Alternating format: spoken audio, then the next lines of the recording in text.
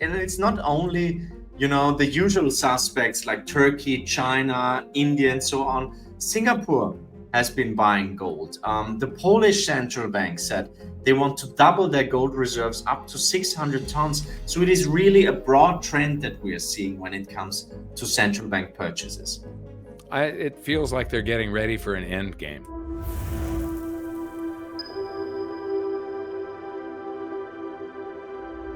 Hi, and welcome to this video. We've got Ronnie Stoeferle from Incrementum AG again with us. Ronnie, how are you doing? Hi, Mike. Good to see you. How are you? I'm doing great. And this is sort of continuation on your showdown, and this is part 2, East versus West, from your Dubai Precious Metals Conference presentation. So take us through. This was a great presentation because you really nail it with just a series of 3 or 4 charts in each section of your presentation. And it really shows you where things are going. So balance of power. Tell us about this. Yeah. Well, Mike, this topic East versus West, that's we've seen that throughout history. Alexander the Great versus Darius of Persia. We've seen it with the Crusades. We've seen it, of course, Cold War. We all remember the Rocky movie. Rocky Balboa versus Ivan Drago. So this is a topic that we've always seen over history. And if you have a look at this chart, it seems that we're really seeing some sort of a showdown between the saturated establishment in the West and the hungry upstarts in the East, emerging markets. So I think the BRICS states, which have in 2020 taken over the G7 nations in terms of share of global GDP, I think that's a great example for that. Now, as we've seen this year in summer at the last BRICS summit, there will be 6 new members joining the BRICS. It's Argentina, Egypt, Ethiopia, Iran, Saudi Arabia, and the United Arab Emirates. So this will probably even accelerate that development. And those countries are, from a geostrategic point of view, for example, 50% of all oil exports. They're very, very important. And I think it's a little bit like this, the small brother is growing up and becoming stronger and stronger, but the big brother doesn't really realize it yet. And he doesn't really take it seriously. But it is happening. And I think, Mike, that gold also plays a major role when it comes to this development. Yes, it definitely does. And that shows with the BRICS countries' accumulation of gold. So this is very, very interesting. It's something that I've been back in about 2009, I started giving presentations about the death of the global dollar standard. It's a very, very slow process, but it is happening. And the BRICS countries here are playing a major role in it. So what have we got here? Well, that's a screenshot from Twitter, and it caused quite a lot of excitement over summer. It came from the Russian embassy in Kenya, where they announced that the BRICS countries are planning to introduce a new trading currency, which will be backed by gold. And I said, well, hold your horses. We should take it with a grain of salt.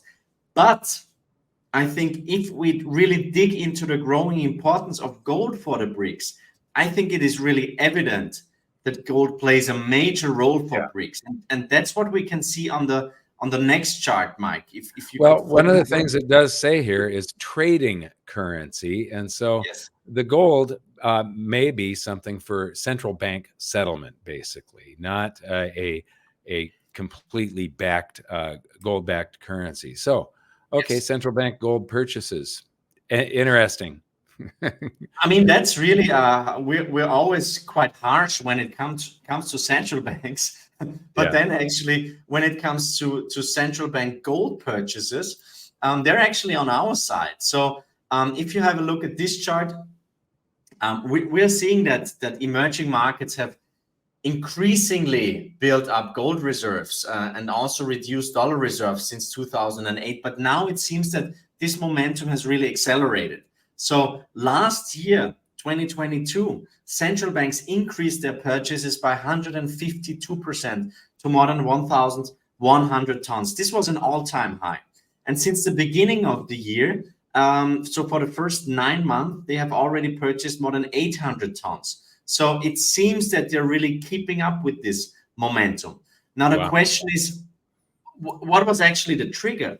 And from my point of view, the trigger was clearly the decision of the Western world in February 2022 to freeze the dollar and the euro reserves of the Russian central bank.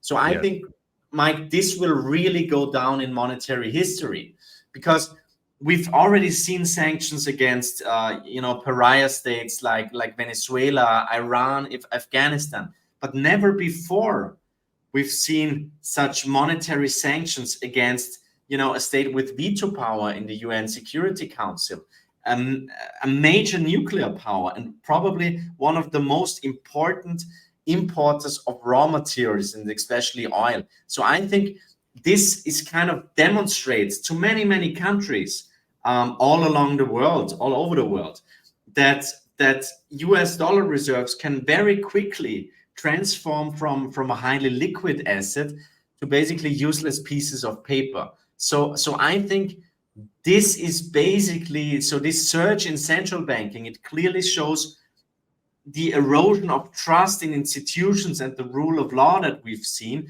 And I think that many central banks, especially from emerging markets, will probably reconsider the allocation of their reserves. So I think that gold will probably be one of the key beneficiaries of this conflict that we're seeing between the East and the West. Yes. It does look in this chart like they are definitely getting ready for something. The central banks here, this last bar on here, so all-time high, and this doesn't even include the third quarter, right? No, this is just for the whole year 2022. 2022. So the complete last year. That's yearly. So Okay. 2023 is not included here yet, but it seems that we're on similar levels. And actually, there was like lots of central banks, and it's not only the usual suspects like Turkey, China, India, and so on. Singapore has been buying gold. The Polish central bank said they want to double their gold reserves up to 600 tons. So it is really a broad trend that we are seeing when it comes to central bank purchases. It feels like they're getting ready for an end game. So what do we have here? BRICS are most significant consumers of gold. Hi, I just wanted to take a moment and thank you for subscribing and mention that if you'd like to help our channel, please consider my company, GoldSilver.com, the next time you buy precious metals. We're one of the most trusted names in the industry. Our prices are sharp, delivery is fast, and we have an insiders program where you find out exactly what I'm doing with my own investments. Thanks for making GoldSilver.com your dealer, and now back to the video. Yeah, I think it's important.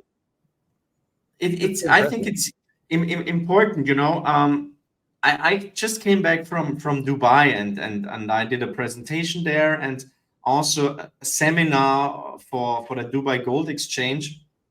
And I talked to gold traders, investors from Turkey, from China, from India, from Dubai, from Saudi Arabia, and it's really mind-blowing how different the attitude is when it comes to gold. That for them, actually, gold is, there's no question if you allocate gold for those countries. And I think just a couple of numbers to highlight how important emerging markets actually are for the gold market.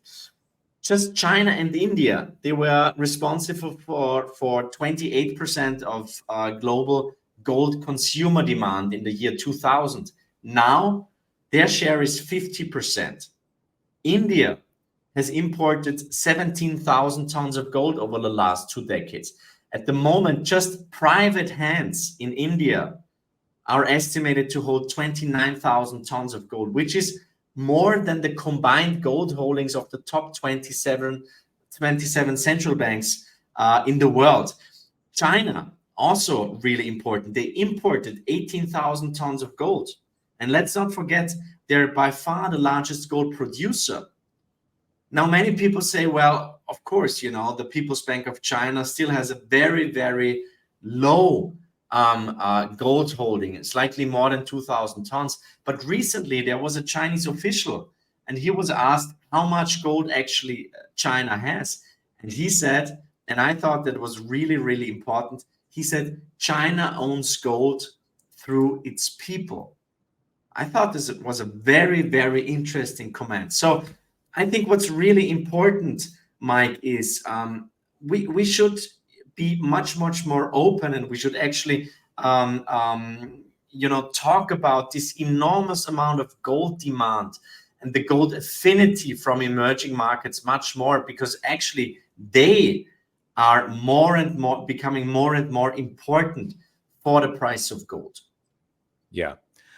You know, I think this was actually one of your charts that you did a while ago. Maybe it was Tavi Costa, I can't remember, but I believe it's 71% of US investors have absolutely no exposure to gold whatsoever. None. And you just made a great comment. China has exposure to gold through its citizens, basically. Yeah. And I think, you know, we've been talking, the last few videos seem to point toward this currency crisis that I do expect in the future. There's, it almost looks like central banks are getting ready for some sort of big, huge reset. And gold is the, you know, they raised it to a tier 1 asset, which is silly. It is the only foundation. I mean, it's a tier 0. It's the one that can't vanish. All of the treasuries and things can vanish in central banks. And so the central banks are increasing the solidity of their foundation. So what have you got here with the renaissance of gold as central bank asset? Yeah, that's actually one of my favorite charts, and it's Tavi Costa built that. Oh, really? And I think it's really interesting, because I think we might be seeing some sort of a renaissance of gold as a central bank asset. So as you can see here on this chart, the percentage of global central bank gold holdings as a percentage of foreign reserves, and then 5-year rolling gold purchases. So it seems like, you know, in the 1980s, gold was actually 75% and even more to some degree of central bank foreign reserve holdings. Now, then, as you can see here, the great moderation followed. We basically saw 4 decades of falling inflation rates. You know, we saw decades of very low macro volatility. We saw that, you know, central bankers became much more important. We all remember the maestro Alan Greenspan, and you know, the central bankers were being treated like high priests. But my thesis is, and we talked about this in our previous In Gold We Trust report at length, that this great moderation is over. And I don't know if you're familiar with the world of professional wrestling, Mike, but there is a so-called heel turn. Do you know what that is? No. That's actually when the bad guy becomes the good guy. There was a wrestler called The Rock. He used to be the bad guy, and he played this role really well. So you know, the audience said he has to become the good guy. We actually like him, and this is called heel turn. And I think we might be seeing such a heel turn when it comes to gold as a central reserve for central banks. So I think we'll probably not go back to 75%, but we could easily double to 40% percentage of global central bank gold holdings over the next decade. So my take is that gold is slowly but surely coming back as some sort of a neutral reserve asset. And then that's I think really a very, very important long-term trend that we're seeing here. It is. I do want to, the bottom portion of this graph is gold purchases. So it's sales and purchases, inflows and outflows out of central banks. But it doesn't actually take any more gold purchases for the percentage to go from 20 to 40. It just takes the doubling of the gold price and not accumulating any other sovereign debt, not accumulating more foreign bonds. Now, during this period of time, that great moderation area was also, I would also dub that sort of the great faith in central bank fiat currencies era. And now that heel turn, the 2008 was a point of where central banks started not to trust their own system. Mm-hmm. And so we see all those purchases, that green area after the heel turn, that is basically a picture of central banks not trusting their own system that they're running. And they're adding to a foundation that they know is solid, that can't vanish. So is that the final chart in this series, or do we have one more? That's the final chart. We always end with analogies from sports or from professional wrestling.